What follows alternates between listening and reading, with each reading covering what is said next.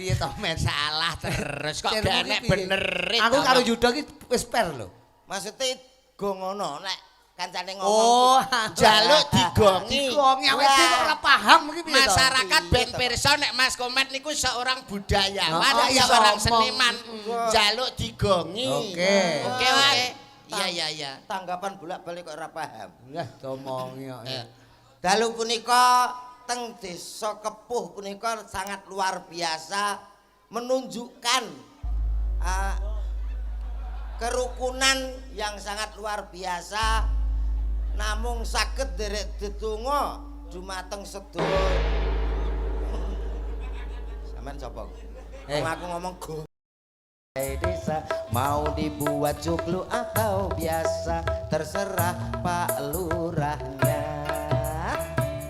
Sik, lagu tentang pembangunan. Lah ya, Piye lagune, Mang? 1001 macam cara membangun balai desa. Lagune kaya ogak kuwi, Mas. Kuwi iki Ora. lha piye to kaya 1001 macam penduduk Indonesia. Indonesia lah ya. Terdiri dari banyak suku bangsa, itulah Indonesia. Ini lagu iki lho. Lah iya membangun kan wong Indonesia membangun lho Mas. Wis ora usah dipikir teman-teman. Enggak, kuwi nek nggo bangun ya kuwi engke. Saiki nek transportasi kendaraan. Ada lagu anak-anak. Apa? Becak takkan. Mentok, kuwi Becak. mentok. Lah mbok takokno wong sakne mbiyen. Mentok napa becak, Pak? Mentok lho. Becak. Mentok. Ayo pokoke mentroke numpak becak ngono. Malah Kok gawe graji lho. Plak-plek kek. Lah ora nek Lah salahe bumimu gelem dincepi tolku. lho. Iki. normal ya. Lah pancen wis lumrah to nek bumi iki dincepi tol wis umum to. Lah iya. Aja salah-salahan, paling tidak ketemu dengan wanita secantik Rukun. Sing nyalano sapa? Aku rak ngomong. Pilihan oke nyapung ngono. Lho, nyapo. ngenyek Aku nih. cantik ora? Ayo. Cantik. Aku cantik ora? Cantik. Tenan? Iya. Nyapo kok modele kok mlengas-lengos ngene? Wong langsinge kaya kene lho. Aku nak ngene iki nggo apa ya? Ya disiarne to. Iki innalillahi. Andongane aku mati. Iya ta, tak wah rasane kok. Aku lho sik meger-meger kaya ngene. Mbok demetok kok kerasa ya. Ditapuk kok iso. Ditapuk. Ya. Oke, spesial untuk masyarakat semua desa Kepuh. Ada si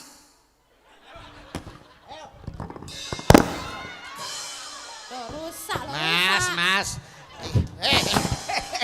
Iki acara wayang ora pencak dor. umbar-umbarnya plak-plak ya.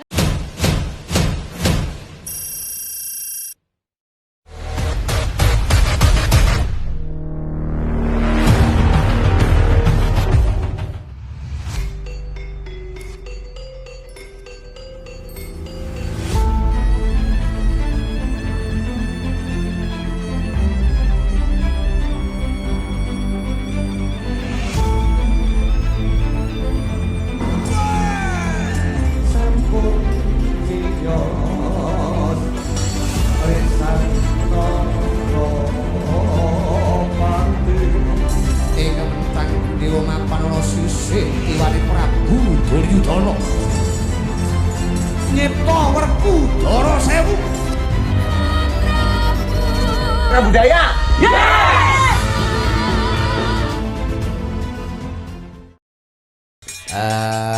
Muga-muga kanthi swasana wungon dalu menika yayung ora lirwa ora kencat tansah ndedonga marang panguwasaning Gusti Allah. Dadi kerjasama sinergitas ingkang becik antaraning Pak Lurah, para bapak, ibu, keluarga pemerintah desa juga warga masyarakat RT RW semuanya. Muga menambahi saya tentrem, saya ayem, saya guyub, saya rukun, bersih desa, resik desane saka saking sambe kala memololan penyakit. Allahumma amin. Mas Yuda sampun rawuh? Sampun. Mas Komet sampun rawuh? Sampun. Mas Supri sampun rawuh? Sampun. Lawa? Ketahuan mau. Kene Mas Yudo Bagia kalian Mas Komet diaturke Mas. Aku jajal kangen serampat Mas. Aku kekno serampat Mas. Serampat gamelane ora usah musik. Musik nyang opo to Gus? Kowe ndetak musik serampat bareng iki nyang opo to kowe iki? Kowe mesti ngono kuwi lho tak ketokne bos musike. Iya. Sangko kono ora ya ketok ya. Yo serampat. Kene. Ana Cak Komet, ana Cak Yudo Bagia. Soan Mbah Lurah Joni utawa Mas Joni.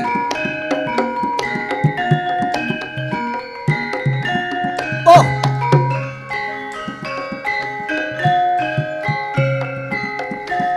Soan Kepuh, Soan Pak Joni Haryati dan warga masyarakat ya, Jung.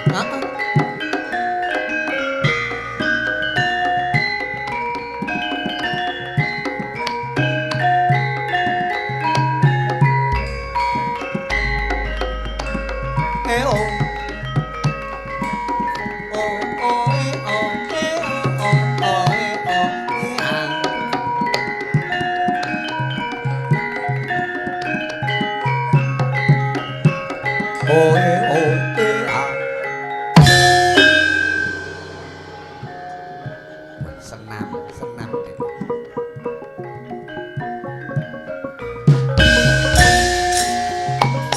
Oh.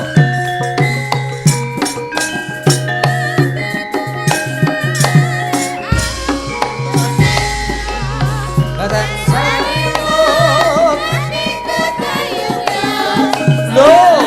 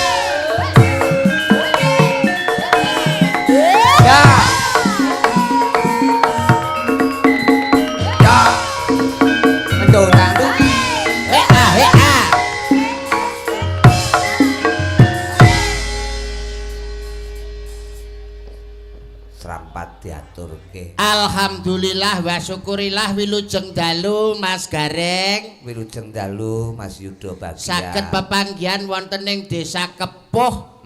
Luar biasa masyarakat dalu punika tumplek-blek. Betul. Dalam rangka bersih desa. Bener. Ngresiki jiwane lahir lan batine supaya ora ana suker sakit. Adoh saka memala, adoh saka sukerta. Caketok ing kawilujengan katentreman lan kabahagiaan Allahumma amin. Hah, hebat. Napa melih menika ngepasi wulan sing sae, wulan becik. Wulane apa to iki? Ha, wulan Sura. Heeh, Muharram. Muharram utawa wulan Sura tumrape piyayi Jawa Sura menika mesuraga. Apa iya enek artine ya? Lho pripun? Raga punika ragangane awak sing diragoi rina lan wengi, nek reget ya kudu gelem ngragati. Apa? Raga kuwi ragangane awak. Raga ragangane awak. Heeh. Sing rina wengi diragoi. Heeh. Nek reget ya kudu gelem ngragati, seranane lewat tirakatan torekotan kados dalu punika. Kaya dalu menika. Nggih.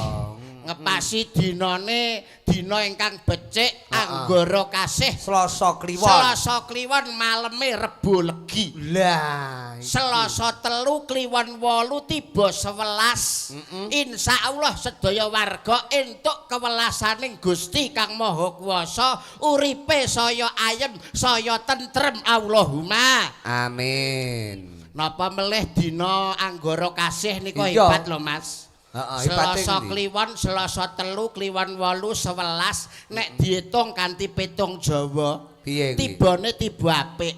Maksude Sridana lungguh lara pati, Sridana lungguh lara pati, Sri. Tiba Sri. rezekine melimpah. Sri menika dewane pangan, Sri dewane rejeki. Insyaallah kabeh warga masyarakat Desa Kepuh sing petani panenane saya melimpah Allahumma. Amin. Sing pedagang saya laris Allahumma. Sing tentara, sing pegawe, sing polisi mundak pangkate Allahumma. Amin. Hebat kaya ngene. Wah, jan rumah aku dinane Selasa Kliwon dasar Pak Lurah Pak Joni. Pak Joni panjenengan pun makaping-kaping ditinggali Wah, wis mriki. manjing seduluran. Kula kalih panjenengan wis ping 4 niki nek gak salah. Iya, Saged kepanggih kalian iki nyapa Nyapa kok kuwi? riwari ae. Wirawiri nyang apa? Jenengan ngomong-ngomongane ra kemeng ngono kuwi. Paling tidak lek aku jak Wong ki nek petuk ki wajibe omong-omongan kok. petuk ketemu karo Mas Suwe ora Ruki. ketemu lho iki. Wajibe ngobrol omong-omongan kok ganggu wong Ya omong-omongan. maksudnya iki aku yo melok ning kene yo paling tidak dijak omong ya ta Met ngono kok yo. Oh karepmu pengen dijak omong. Pengen omong. Oh pancen saestu lho Mas Rudi. Pengen omong. Bersih desa menika adat para masyarakat wonten ing Desa Kepuh turun tumurun. Iya. Lah yo ngono to Met. Nggih. Nah, ingkang kedah dipun lestarekake, dipun lestantunaken sedaya warga masyarakat, awit masyarakat punika tresna dumateng budaya. Iya. Ya ngono to, Met? Lah, milanipun saking punika kompake masyarakat, pejabat lan perangkat desa. Kangge contoh. Kangge contoh warga desa-desa liyane. Ya ngono to, Met? Mbuh. Nyang apa to kuwi? Kok nesu? Jak omong-omongan nesu, ra jak Jarine kok omongan nesu. nakoni mau. Ya rada akeh ngono lho Mas. Aku dianggap ra iso omong ngono. Oleh nakoni rada akeh. Iya, sing Nuwun akeh do, sewu. sing akeh do, sing Bersih akeh. desa saestu hebat luar Iya. biasa. Apa to Mas Komet bersih desa kuwi ateges sedekah bumi. Sedekah bumi iki kabeh warga masyarakate nindakake tasakuran ana ngersane Gusti Kang Maha Tasakuran Kuwasa. piye? Gusti Allah Subhanahu wa taala tasakuran kuwi penting banget lho Mas Komet. Lak ya ngono to Met. Sadaqallahul Adzim.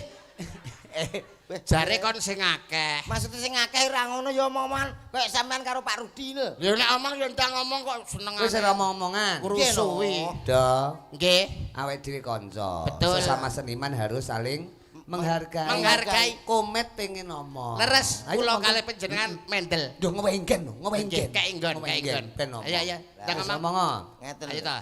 Pengertian Iya, iya. Pak Rudi menika. Wis ngomong. Pripun Pak Pawarto? Diwenggon anu ya do. Nggih, kesempatan. Ben ngomong. Ben Karena dalu ngetokke kan ora unek-unek. ndarani bisu. Lah, Ora mosok ndarani bisu lah repot. udang ado-ado kok luar dagelan biasa. bisu. Iya, ada komputer negara ndarani bisu lah ya. Pak repot. Joni niku Ngawontenaken wis pirsa. Iya. wayangan. Wong iki ning piantun kepuh ki wong belajar Nggih. kabeh. Pak, Dok. Masyarakat hebat to. Nggo ngriki lah, nggo.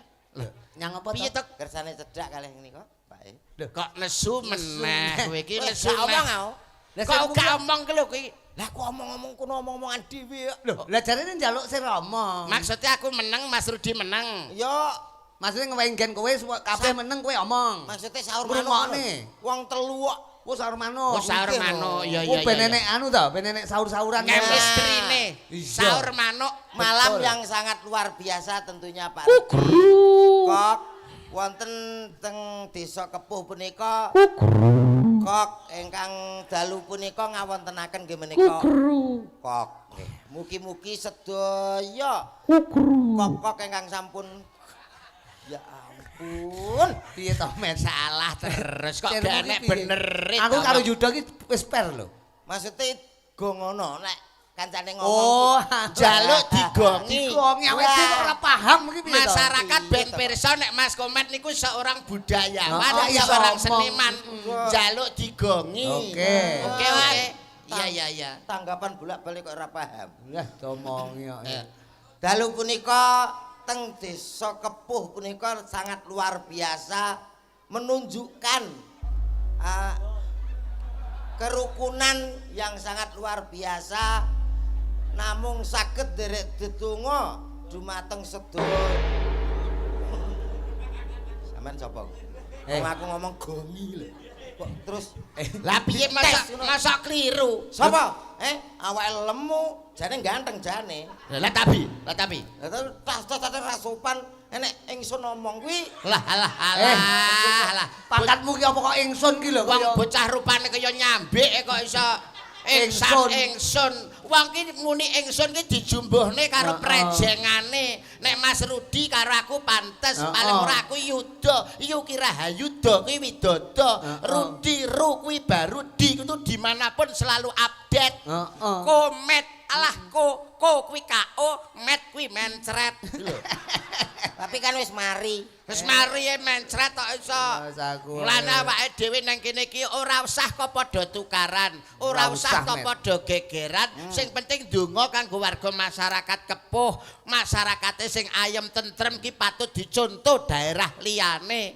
Muga-muga dengan kerukunan dan ketentraman ini bisa menimbulkan duweni putra-putri sing hebat, soleh-solehah, anak sing cerdas, anak sing pinter. Allahumma amin. Ngono lho cah. Iki lho jenenge dagelan cerdas ki. Ngono kuwi. Yuda iki. Anak cerdas nyapa ndongakno kok pinter. Lah piye to? Ayo ndongakno mugi-mugi sedaya kemawon gadah putra-putri sugih Allahumma. Mugi sedaya ingkang rawuh dados tiyang sugih Allahumma.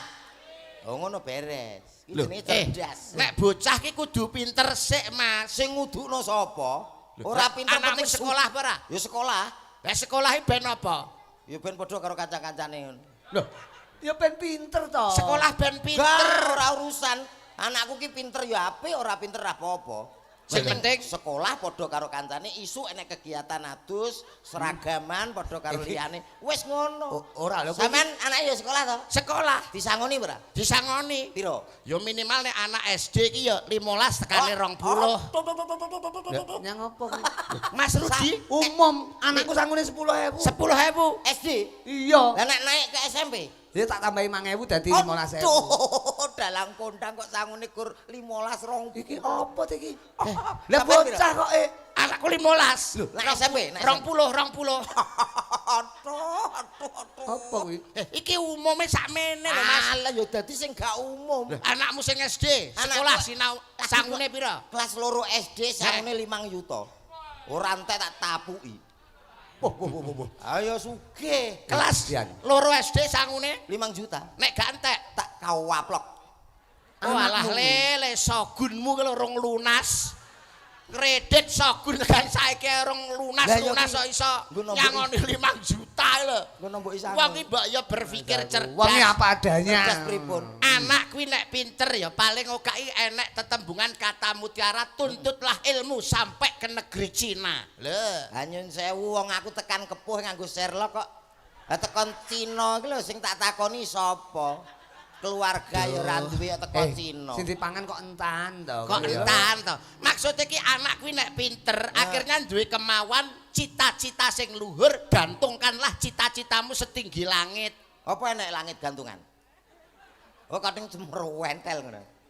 Tegese duweni latar belakang pendidikan kuwi lho, latar belakang pendidikan. Di mana-mana namanya latar itu mesti depan. Latar kok belakang iki jane mburitan. Latar di depan Pak Do. Lek ngomong ki dipikir.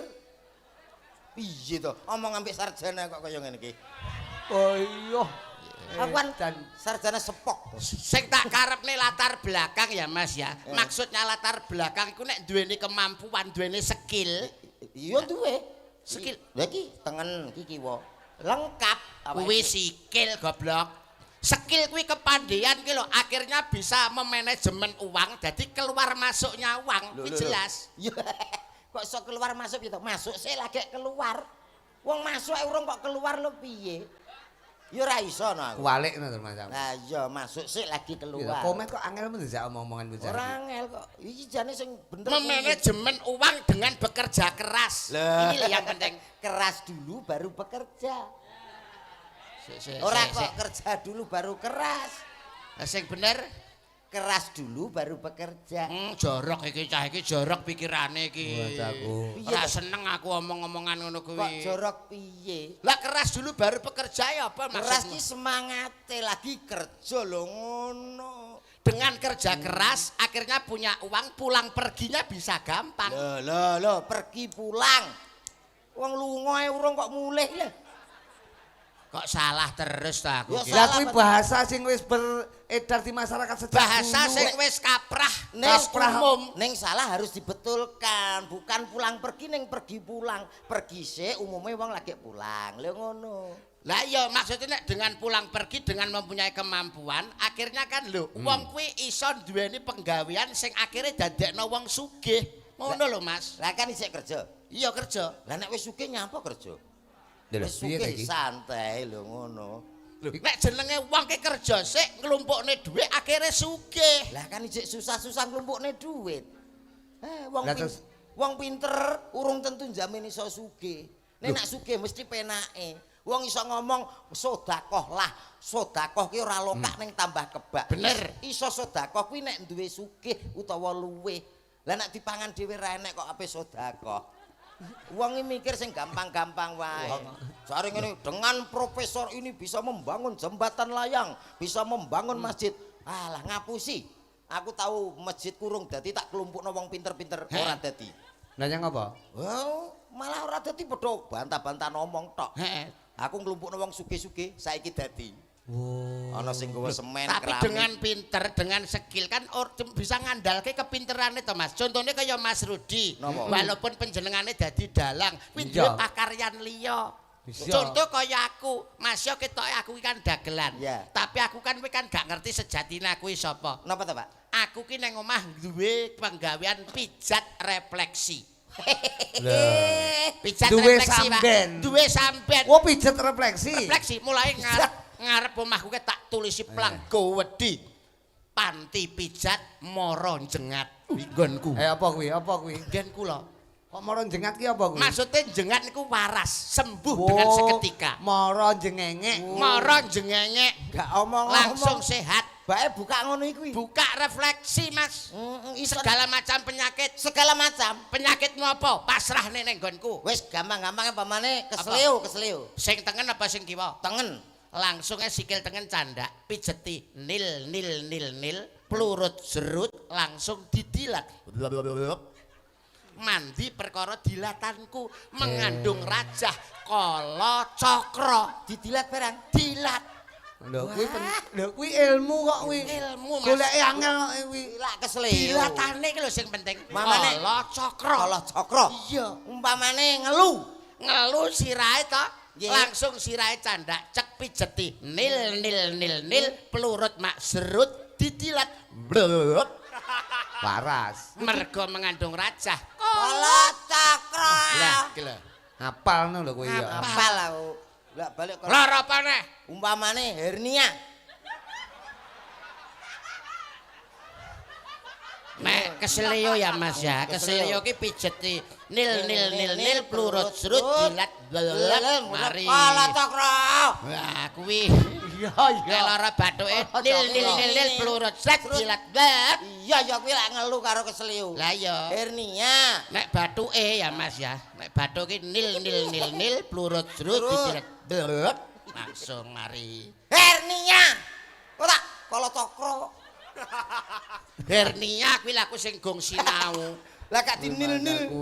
Dadi ngene. lah kuwi apa iso nek hernia kuwi Iso nambani kowe. Lah aku sak ndure. arep mbok nil Ora no. Sak Beda. ndurut. Sak ndure tabib kok kene. Piye kuwi Kok tambane cakra, piye? Arek? Kan. Hernia zaman saiki rak wong padha bingung nek aku ora. lah nek Piye, kowe Ngaji resepmu ilmu Jawa sing penting wong yakin Oh. telaten. Tinggalane leluhur. Nggih. Piye kuwi? tatak tur yakin Yakin. apa Mas resepe Kuwi wonge kudu sabar.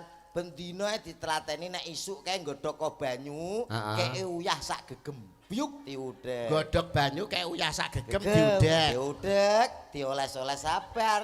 Ditelateni 7 dina. waras Mas Ya dadi ndok asin. tak sabuk jan Timbang nek kegiatan. Met. Hei, tak baca berarti kowe kulino kowe, praktek kowe Lah kulino. timbang nil-nil. wong edan iki kok Hernia apa mbok nil-nil. Kowe berarti kulino praktek kowe iki. wong kok iso Enggak, aku kae sangklir kok. Hei. Ora cetha. Lah sing tak karepne iki ya ora kaya ngono kuwi. Mulane awake dhewe iki sebagai seorang seniman dadi seorang dagelan aja mung jagane ning pegawean ning ngisor tarup mempunyai kemampuan duweni pekaryan penggawean sing luwih. Ngono. Misalnya, Loh, misalkan kaya aku ngarep mang dadi tukang pijet. Lah di samping itu kan lho, anak-anakku kan sukses kabeh. Lho. sukses anakmu anak berapa, Mas? Lah, anakku papat. Hah? Barepe saiki ning gone UGM. Jangan putranya pinter, Pak. Aku papat. Termasuk ya api, tapi untuk keluarga berencana gagal. Yang apa? Kok gagal? Duh, semakin baik itu harusnya 3, Pak. Keluarga berencana kok telu ki Nek lho. keluarga berencana 2. Dua. Lah ya, tapi menurut survei kehidupan, Alah, wong kehidupan kehidupan. Piye? penekanan Hmm. kehidupan mengatakan Hmm. anak 3 itu penting. Kok iso? Karena apa? Nanti yang akan menjaga kita di hari tua. Sebagai sandaran. Contone, Mas. Anak pertama, kedua di sekolahnya sing dhuwur pinter men dadi pegawi. Lah sing ketiga ini kadang-kadang orang salah. Heh. Yang apa? Jangan di sekolah ke. Lho, piye to kuwi? Yono harus digoblokan. Nah, Kuwi kleru lho iki. Anak digoblok. Kudu dipinterne. Lek iso taruna ngungkuli bapa. Kuwi jenenge ban cinde, ban siladan kowe. Banding-bandingno anakmu. Bedakne. Pinter siji, pinter kabeh. ora ini menurut survei. Maksudnya Kok iso? piye? Lah, nek kabeh dipinterne, kamangka awake dhewe saya tuwa. Umure saya tua. Saya tuwa Ah. ya ta. Nek dipinterno kabeh dadi pegawai kabeh. Heeh. Kuwi kerja nang Surabaya, Jakarta, nang luar Jawa. Aduh. Awake dhewe setolah, toleh no sapa. Ora enek sing ngopeni. Heeh, anak aku wis dadi wong kabeh.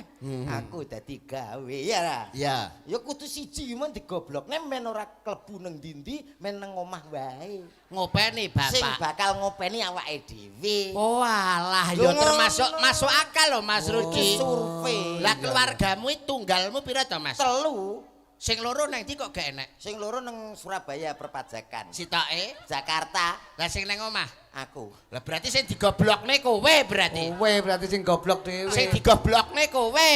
Lah iya. Kowe iki goblok kok sombong ki lho. Iso kena aku dhewe. Lah kowe sing cerita kok ya berarti Kowe- lek dulurmu kabeh lunga kowe sing anu. Pancene iya, Sing Pak. goblok dhewe kok Nah, ya. mulane ning wulan sura ki lho ya Mas ya. Nggih. Iki perlu lho ki awake dhewe introspeksi. Awake dhewe iki kudu oncek-oncek Mas. Lah ku lho. Eh. Iso rumangsa, aja Lah. rumangsa iso. Aku ki sapa? Kowe ki sapa? Ngono lho. Lho, lali. Piye ta iki? Karo awake dhewe kok lali aku ki sapa? Sik ngene lho Mas. Iki Tegese oncek- penerjemahan lho, Met. Penerjemahan. Lah Penerjemahan. niki tanglet aku ki sapa? Kowe ki sapa? Lho. Wong ket mau nang kono jagong karo aku kok lali. Angel komet dicak Oncek-oncek Mas. Awake dhewe iki ngonceki, dionceki ta awake iki dionceki. Lah awake dhewe iki wong apa gedang? Kok dionceki nyapa? Tegese wang sinawang antarane kowe karo aku ki padha wang sinawang. Aku nyawang kowe, kowe nyawang aku. Oh, Kok tak julek matamu lho engko kok iso malah. jare kok nyawang kok Tegese kowe iki paham sing tak omong apa ora to? gak. Aku kan Oh, nomor, layak digoblokne iki mau. aku kan nomor 3. Rodo ya Mas ya. Ya. Jenenge rodo. Neng dinggon ki lek jenenge rodo kuwi kan mubeng. Paham ora Met? Rodo kuwi kan mubeng. toh. Berputar. Kok kabeh mubeng lah roda serep kayak roda serep ya ora mubeng lho, kayak nenggon. Sing tak karepne ki roda donya ki lho. Rodane donya ki kan mubeng to Mas. Ya, iki lho aku ning kene lagi ngerti nek donya ki duwe roda, Pak. Wi, aku kok terus bayangne umpama roda donya mbledas ki nek nambal. Anu badhe nambalke roda donya, Pak. Kuwi mesti nak Aduh nek terus ngerambang mesti golek telogo. Cok komet ki wong Ya ra? mbok pangantah lho. Iki omonganku ki mesti mbok Jare- pangantah. jare rodo Tegese rodo donya sing bubeng, Ya. ki wong ki kan ya kadang neng Sor. ngisor, kadang neng Oh dhuwur. iya. Aku kadang nak anu ya ning ngisor nak pas kesel niku ya. Kuwi apa? Kuwi apa? Jare kadang nang dhuwur, kadang nang ngisor. Lah ya Pancen menungso Lah ki iya. kadang neng dhuwur, kadang neng ngisor. Nah, ya ndelok-ndelok keadaan fisik lah awake dhewe. Nah, awake dhewe gak mampu ya ngisor wae lah, lebih pasif daripada Kok mesti parakmu kok mbrono terus. komet iki muni blendes lho. Tegese ki ledok iline banyu, ledok iline banyu nek jenenge banyu ki mesti netese mengisor. Ora enek kok banyu parake mendhuwur ki ora ana. jere sapa? Lah disedot kae sanyo.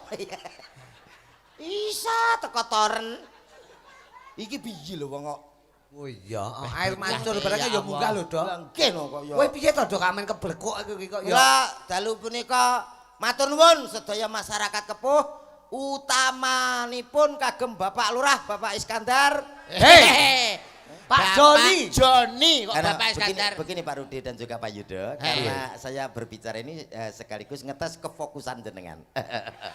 Fokus Nek bae. Joni Iskandar kuwi kan artis sing sak vokalis penyanyi Penyanyi. kae. Joni Iskandar, terus Imam Musola. Imam Musola, bahasa Tambir. Imam S. Arifin. Ya Imam S Arifin. Ayo. Ona Sutra. Heeh, Romai Rama. Nek si Joni Iskandar. Ngerti Ngerti ra lagune? Raro. apa ngerti lagune Joni Iskandar? Woi, Lintang Asmara. Ora enek.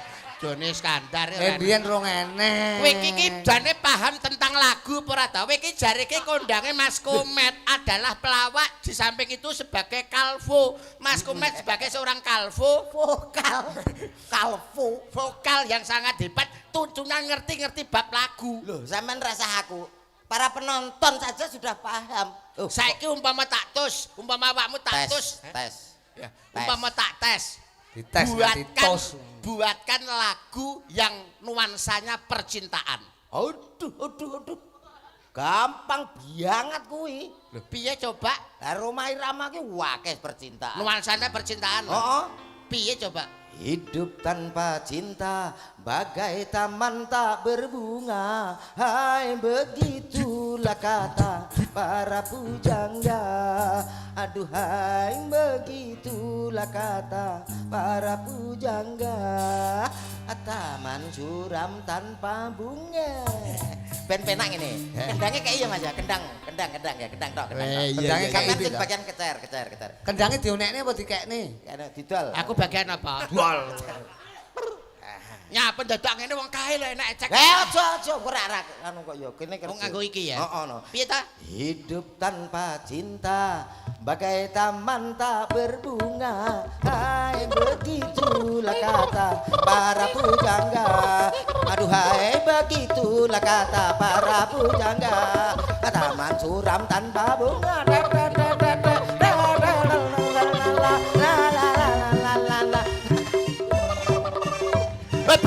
Aku Engko gagah Aduh aku sesuk jahitno lambe terusan. nyapa menghibur kali Mulih sampean. iso aku ora diceluk yuda malah diceluk gembleh. Oh, takon lagu tentang percintaan. Kuwi kok. nuansa percintaan. Percintaan. Sekarang kalau lagu yang nuansanya nasihat. Nasihat yo ada. Apa jajal? Roma kae? Sing ndi? Yudi. Hehehe. Judi. Oh iya. Judi. Judi. Tet. Menjanjikan kemenangan.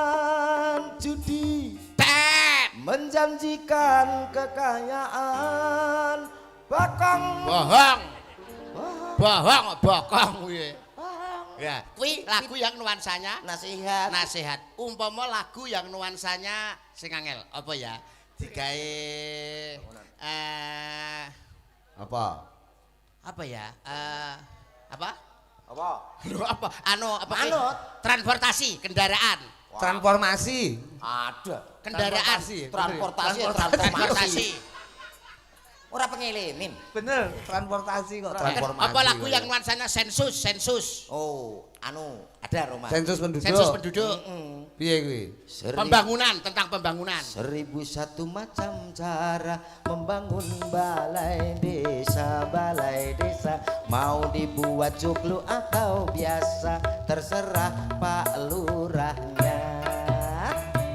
Sik, lagu tentang pembangunan. Lah ya, Piye lagune, Mang? 1001 macam cara membangun balai desa. Lagune kaya ogak kuwi, Mas. kuwi iki Ora. piye to kok ya?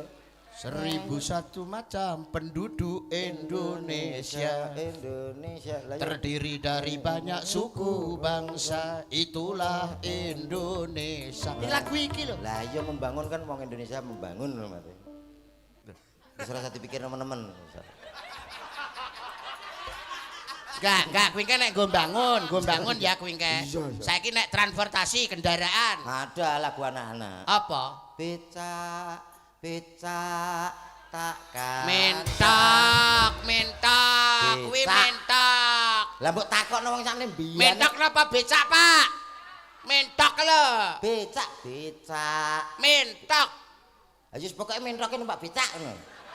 Malah ra. Kowe iki cetha jenenge kok ya. ngawur ora jelas kok nek gak iso nyanyi mbok nembang karo Mbak Ye, Presiden. tak goleke kanca. Golek ben ono- gandengan. ono tetanggane. Manut. Coba njajal kaya Sing pundi? ana Krisnya. Oke. Tak golek Krisnya sik kelingan to, Do. Tesik. Piyayine ingkang langsing. Nah. Pelatih senam nek mboten salah. Iya, lha iki komen mriki danan langsung. Nggih. Pelatih apa? Senam. Pelatih senam Dari termasuk wushu. instruktur fitness. Oh, wah ya iki. Coba njajal kene. Bali. Bali. Bali.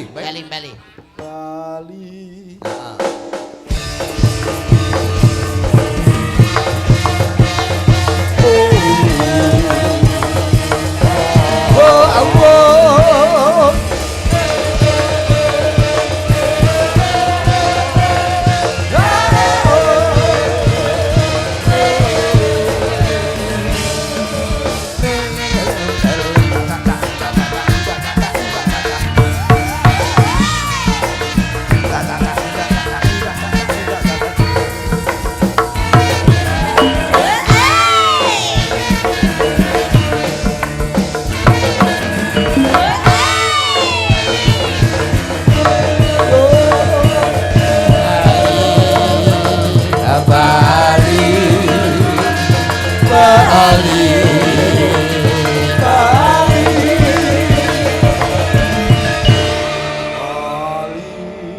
Bali rawon.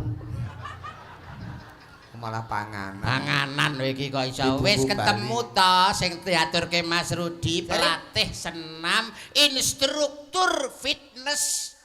Ya iki. Pelatih senam. Iya. Lho. Nyapa? Mboten kok. Modele guyune ngono. Wonge Ngenyek, cantik, dasar lencir kuning, dedeke mandorangkung, bangkeane nawon ndas. Nawon kemit. Nawon kemit nek disawang lho mlakune kaya macan wareg. Macan luwe. Kaya Bar mangan kok Mas, bar mangan. Lah nek ngene iki nang omah nek. Nyapa? Mboten kok. Pelatih fitness aku Mas. Oke, nggih. Pelatih fitness teng pundi, Bude? Teng gym. Hehehe. nang ngendi-ngendi dek. Kok iso budhe iki lho. Kowe iki ora paham to, nek jenenge seorang pelatih fitness kuwi ning diae celukane ses. Iki nek idumu ya. Ses iso Paham ora? Ses. anu ses ngapunten Iya. nggih nggih. Pelatih senam nggih. Iya. Sehat nggih. Sehat. Carane umpama ngelu ngoten iki nggih. Ya dinil-nil. Nil kayak mau dilep ngono mau. Iki apa yen duwe kala cakra. Enggak, iki ora didilat nek Krisnya. Lah niki digecek. Dadi poma nil ditungkak. Tok. Nil we Wah, lara ndas to. lah kok Jajal kok piye? Jare mau. Jajal kok piye lara sirah kok kowe. Lah kok nek pas Mau lho. hernia ya game over no. Nil Eh. Ongko. Jadi seorang pria, jadi seorang laki-laki jangan merendahkan seorang wanita. Saya tidak Harkat derajat seorang wanita itu sejajar dengan pria loh, Mas Pri. Lho lek nyau. Itu loh, an Mas Komet. kok iso. Pri. Ini Mas Pri. Mas Komet. pria. Ya. Pria, maksud juga Nek iki omong pria. sing Mas apik. Pria, seorang pria loh, Mas Komet. Tapi namanya pria, wong lanang ki sebagai kepala rumah tangga. Walaupun kepala rumah tangga tidak didukung oleh seorang istri yang setia mendampingi, apalah guna Mas Komet. Lho, panggah wong lanang ki menang milih. Loh. Nyapa enek sing dan api-api sing mok dukno kok. Lho, nyapa ngenyek. Ora apa-apa. Lo Mang. ngenyek meneh, ngenyek meneh. Boten. Ngenyek. Boten tak pijiti ya, tak pijiti ya. Tahu ketemu nyenyek terus. Syukur. Menjatuhkan harkat dan martabat seorang wanita di depan umum publik akhirnya paham malu toh harga diri bisa jatuh elingotomet komet elingotomet komet Aku mbok eling apa? ayo eling kowe kudu eling Lah aku mau kowe lali. iki lho lahir ki lho metu Metu saka kok ngendi? guwa rawa anu gua Lah garbang aku ya apa roh? Loh, lah iya prekome wong wedok. Lah aku apa yo njaluk? Loh, lah awakmu yo metu brojol dhewe. Lho brocol dhewe piye kene yo ora pesen ora apa kok. Sangang sasi 10 dina ngandut. seorang ibu mengandung nglairne. Meteng ngene. Aduh telur enek. Lah nek wong meteng ngono bolak-balik iso. Kene aku wis. Lho iya ta sayang. Dem selalu ngenyek, Dek. Merendahkan kowe. Ora merendahkan iki realita. Elingo to, Met. Ini itu eranya 2026 loh, Met. Seorang wanita harus dijunjung tinggi. Karena apa? Karena apa? Apa? Sekarang banyak jalan-jalan di kota-kota besar itu menggunakan jalan-jalan seorang wanita. Nama wanita. Rung ana kupingmu. R.A. Kartini, wong wedok. Dewi Sartika, wong wedok. Cut Nyakden, wong wedok. Dalan-dalan nganggo jenenge wong wedok. Lah nek dalan-dalane wong wedok kabeh macet butuh dalane wong lanang. Dalan apa? Dalan tol. Ayo. Kuwi dalane wong lanang ta kuwi? Dalane wong lanang, Pak. Nek wedok ora iso liwat kono. Jalan wong lanang jalan apa? Jalan tol.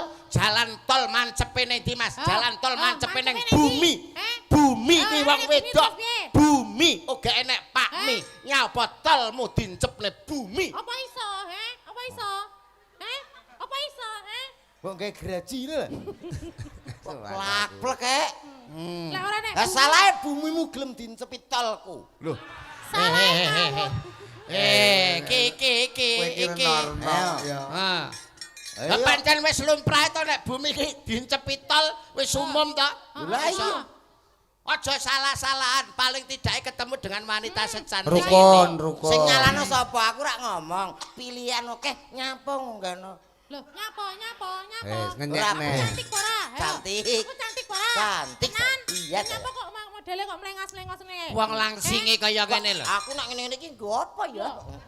Gak ada tantangan nak kamu kan ada ya Ra. Apa tantangan? Kuwi njajal anu, Lebih sulit lah. njajal Met. Ya. Upama anu nembango duet karo iki apa karo Mbak Krisni. Apa iso kowe merayu apa iso? Kowe ben ora menghina terus. Lilih, sekali lilih. tempo ngalembono. Lek Rogon atine iki lho rogon. Rayunan ngono lho. tak rokok aku ditapuk Lha iya no kaya Tegese iki ngrogoh supaya iki kelilih. Luluh atine. sing dirogoh ki rasane. Sing Lah aku rogoh. panggah iso nyanyi lah iki. Apa? Lho, ngenyek. Nyek. Iso. Nyek sampean iso? Ayo Mas, C Mas C. C, mlayune nanti C kuwi. Wok. Wah, Cek mlayune ning apa? mana kakimu? Tangan. Tangan, masane ngene iki apik kok. Angitku wis umum ngono. C tak pira. Sreng. Andai kau tahu. Aku mencintaimu di dalam hatiku telah terukir indah namamu. Andai ku tahu di pinggir kali ku tahu malah ngene terima. Hei, lagu romantis nyapa nang kali. Lah piye to Lagune lagune aku lho Lah lagumu ngono kok ya. Salah anu lagu iki kaya aku lho, cene sak pira macene tadi. saya yo sakmono mau. Andai Nima. Tadi Mas. Kesayangan. Ngono, Met. Kaya ngene rasane ati iki. Ayo. Ganggu kowe. Nyalai aku. Aku pas nyanyi aku srarararat ngono. Ora, Pak. Nek pas nyanyi mesra-mesra, lah kok wis saka kaduan kowe mrene srarararat. Ora aku. Ngece sampean ngece. Ngece kowe. Mas kowe iki. Ha. Ora ngono. Ngece. Oh masalah oh aja ngono to aja ngene blangkon wis enak. Ih, Nek wong mesra-mesra kok srarararat ngono. kepuhi wingit bahaya. Nyapa? Kok iso? Tamangi. Sinapane? Aja ngomong-ngomong. Apa? Sinden nek sing malih nuk mburi. Apa? Endi? Ngenyek. Iki apa to? Ora. Iki Monggo Gede. ora cetha. Nembang. Coba kowe genti Wis ora njajal. sanggup Sapa ra kok, kowe? Apa? Lah aku pas nyanyi, Mbak. Rarat ngono kok. Ganggu kowe iki ganggu koyo. Wale Met. Oh Met. Sing mau untir ki ndasmu aja Ndase. blangkone. Kudune ngono. Ayo coba, Ndang. Yo. Tahun terne ya. Sebelagu. Langsung nyanyi ya? Iya no. Nang lho, Pak. Aja melu lho, engko melok Asaku. Dalah ora ono Terus asirku wong yo kene Solo ya bebas ngumbangi ya. kumbangan kok jenenge. Lah aku tau ya limbukan karo dalang sapa nang kae. Heeh. Nyanyi ki buek dhek kuwi ketutupan kuwi kok. Limbukan. Lah yo kuwi yo hiburan kok. Apa? Apa kuwi? Arek aku to. Ya disiarne ta. Yu. Ki innalillahi. Dongane aku mati. Iya ta. Tak wah, rasane kok. Mati lho sampean ki. Aku lho sing bermeger koyo ngene. Mbok demetak kok kerasa ya. Ditapuk kok iso. Saplok. Ya. Oke, spesial untuk masyarakat semua desa Kebo. Ada si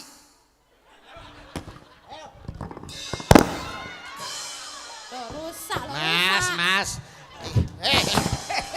Iki acara wayang ora pencak dor.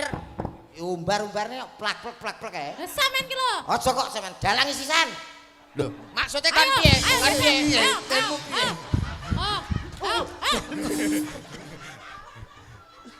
Nantang bareng ditenani. Nggo penara, Pak. Gua arep mlayu. Tembange apa? Tembange Apa? apa? Pun sing nikasaken nak kula napa-napa saged. Apa? Manut sampean lintang asmara? Ken kalih niki mikir kula damel teh tawar nggih. Heh? Lah tinggi apa? Mikire ora suwi, sedih lu. Nggih apa kok kita tawar? Masamu kancane masur Apa? Dibantu satu lagi boleh? Ya, ya. Oleh. Dibantu. Oleh. Iso no, iki nek gak dibantu po iso. Wong ngono. Ngenyek terus. Ngenyek kowe. Asline kowe senengane gandengan ngenyek kowe. senengane. Sing di? Eh? Bantuane sing di? Sirotil pat momen. Mega. Yo Kang, ngadeg kok, Kang. Diitung siji ngantek Niki berarti. Iki. Yo, lagi Intan apa Mega? Yo, Mega. Sindi. Iki. Wo Intan, Oh, Ngono, Intan apa kene. Mega? Yo, jumeneng ke Intan ke. Intan. Duble. Diitung 0 4 5 6 7 8 tang tintang tintang. Tintang. Cendol. Iso ngono ya, Pak ya? Lho iso. Sampean iki. Iso, ya iso. Ciloro telu papat lima enam pitu walu. Tintang. Cendol dewek. Paisa kowe. Budaya ki ngene iki. Paisa. Ciloro telu papat lima enam pitu walu. Tang. Hei, nanti saja. Padha ngopi ya. Padha ngopi piye? Maksudmu piye Alah, ta? ala rombongane kono ya pangkat nyalahi aku. Rumah saku. Selamat malam. Kuwe. Lama tak jumpa. Den kecewa kok. Jenengan sinten? Kecewa. Iki cah loro Jenengan ki. sinten? Aku Kok Robi. nemplek. Kok lancang kowe wong lanang apa kowe iki? Lho kan kene karo kene lah, kene karo ngene lho. Wo gandengan. Oh, njaluk karo aku. Mok reken trek gandengan kuwi. Pasar. Sinden ki mok reken trek. Lah iya. Kok ngenyek aku saiki golek kuwi. Apa melu. Wong lanang koyo ngono lho sampean. Lah nyapa akeh pilihan. Brengosmu le putih wisan. Brengosmu Wis putih. tuwek.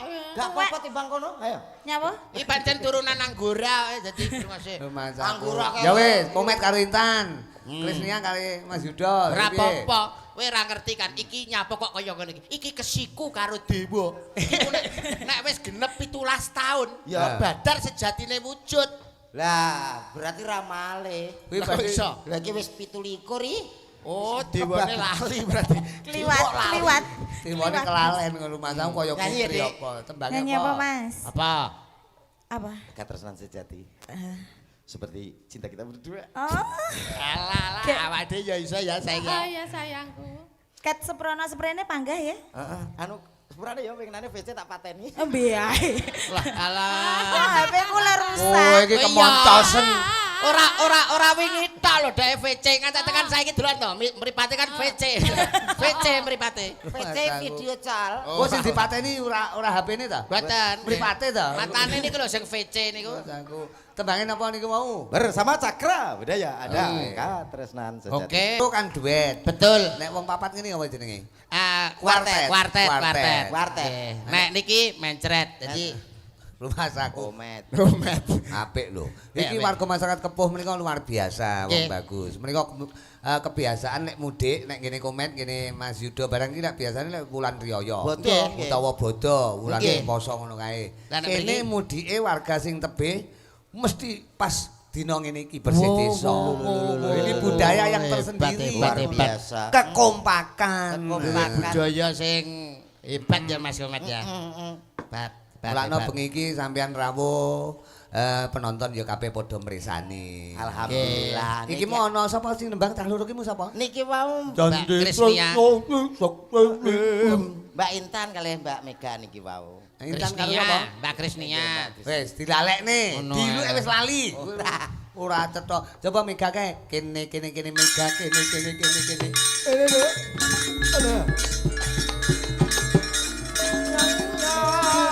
Dari balung rondo ning kalapa. Rumah saku ora nganggo manuhara. Maneman.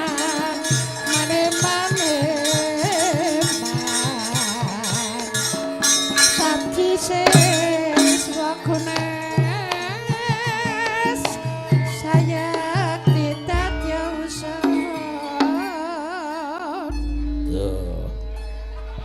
Ora lho, sindene kok sinden Komet ganggu ae. Aku ya kono. Kowe no. Lah pas terakhir kene ku Mbak Sagok aku tak malah ngono. Iki mau tilus sawetara nganggo srempekan ngene iki. Nggih. Rupane nyatane nyinden ya apik lho. Loh, pripun? Yuda genahi saka komenmu piye? Iya Mas. Piye nek nyinden piye? Cilik yo pas, gedhe yo pas. Enggak yo Gur yo Mas Mitra. Masa aku Ora jelas awake dhewe ketemu karo Mbak Mega ki lho kaya kejugrukan Gunung Sari keloberan Segara Madu to. Lah wong ayune kaya ngene umpama jejer karo kowe kan ya lho. Ibarate kaya dewa sing ngeja wantah Mbak Dewa iki kaya Komoratih, kowe kaya Komodo ngono lho. Jan pas. Pasangan idiot iki ya ngono. Ah, aku lho. Idiot. Lah piye kok komodo? Mosok Mega gandeng komodo. Ora modele wong-wong ki nek aku jejer sing model ngene iki kan kemiren. Kok iso kemiren piye? Ah. Lah nek aku karo Mbak Mega kan ya cocok, Lah. pasangan ideal. Tir padha irenge, sir padha senenge, dasar sosok wadahe kendi cocok rasane ngati. Saiki ditakon Adik Mega. Nggih. Kalau misal namanya punya kriteria, kalau wong lanang sampean pilih wong lanang ngono kira-kira sing hobine apa? Mancing. Iki kabeh iki senengane mancing iki. Iki Mancing. Penak men. Iki lho engkas ketularan iki. Wis Siapa? gak omah wong mancing kae wong rada Siapa? Mancing itu golek inspirasi lho, Mas. golek inspirasi apa kae wong gak genah lho kae. Kok iso mancing wong ora genah? Wong nek waras kae enek udan ngiyup, wong mancing yo ora lho Mas. Piye? Udan yo malah nganggo payung ning tengah ora-ora lho. Lah ya kuwi golek inspirasi. Kuwi perjuangan supaya entuk inspirasi. Alah mbotang langsung tuku nek wis. Rumah saku. Yo ora enek anune to. Lah nek kaya Mbak Mega iki wonge cantik, ibarat karo aku kan ya cocok. Umpama awake dhewe bernostalgia jalan-jalan ke Pulau Dewata Bali, kita berenang di pantai. Aku berenang, kamu juga berenang pakai bikini yang aku belikan warna pink. Begitu indah dan mempesona dirimu. Anu nang Bali to? Aku yo melu kae. Apa? Nang Bali? Aku melu nang mburimu. Wis dadi apa? Lho aku bakul teh kae, Pas. Aku Wah. bakul teh kae aku. Lali. Setelah kita berenang di Mega, tentunya kita capek. Akhirnya kita tidur di hotel berbintang 5. Kasurnya empuk, AC-nya dingin. Kita berdua berpelukan. Bintang 5 to? Aku nang kono kae. Masa? Wis dadi apa lho? Lali sampean. Aku cleaning service. Aku melu kae. Oh, sing anu kuwi. Lali terus bocah iki. Ayo kok aneh. Habis tidur kita lapar, kita masuk restoran, aku pesan makanan yang paling enak. Aku pengen makan hamburger. Hamburger. Kamu makan apa? Aku makan spaghetti. Spaghetti kita makan berdua, kenyang. Nang restoran dong. Aku yo melu kae. Enak dadi apa? Ngarepe restoran sing nggawa teken kae.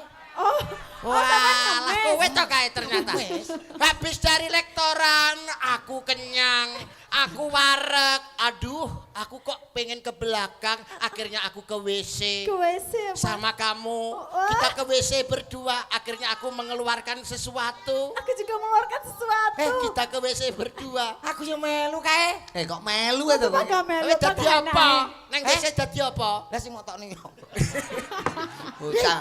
Kancane arep melu kok nang WC. Oh, jiwaku kuwi ta ora cedhok. Modelmu Tapi kok. jajal nganggo tetembangan apa gak? Kesayangan Apa? ya, kesayangan ya. Nggih. Nah, niki malah enak saya. Kesayangan. Kan pedok komet to, komet kan ya termasuk kesayangan. Kesayangan. Kesayangan. Ini aku model kayak kucing. Eh, Kesayangan. rumah saku. Diaturke warga masyarakat Kepuh, Papar Kediri semoga selalu berkah bersih desa Mahanani Karahayon. Bisa dadi desa ingkang tetep baldatun thayyibatun warahupun gopur. Amin. Kesah. Kesayangan. Jangan. Ngetes Luar biasa. Luar biasa. Wonge ayu, suarane apik. Tegane klopo ijo, bejane sing ditegan. Sing duwe bojo, sing duwe dekan. Wah dan Pancen indahnya berbudaya ki ngene iki. Betul. Dulu nggon wayang kulit ki disampiri apa-apa kena Mas Yuda. Nggih. Tak komet. Nyatane diwenehi pelawak ya kenek, diwenehi Saged. tembang-tembang nuansa campursari, nuansa musik ya apik. Nggih. Nek perlu diwehi jaranan ya apik. Nggih. Digawe ludruk ya apik. Dangdut. Dangdut ya kena. Heeh. Penting Pokok ora kayang. Pokok ora mengkam-mengkam. Kawat sampiran ibaratnya disampiri apa wae kena. Ning ngono lho cakra budaya. Keliru Sakra sithik budaya. enak. Padha karo grupe komet ki apa? Komet grupmu. Anu padha mlipir. Ngapur. Grup apa jenenge? Grup biak grup Paguyuban yuk. campur sari. Campur sari kita. Heeh. Lagi bancaan buyar Mas kae. Rumah saku. Judulnya Angon Leno. Angon Leno.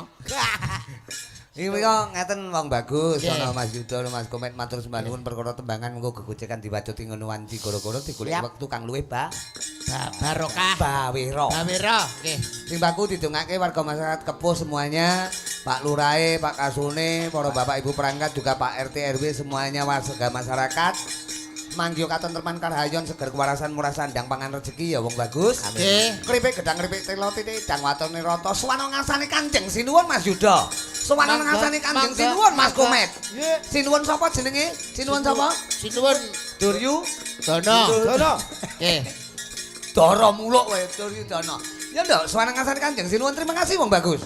Nggih. Wulan mulut lairipun Kanjeng Nabi Sang Guru sejati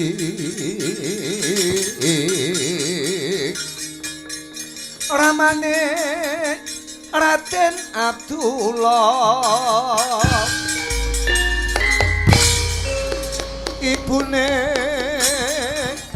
Dewi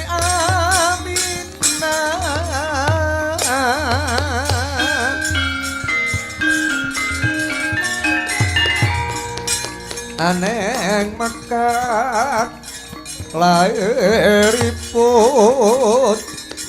neng Madinah adekipun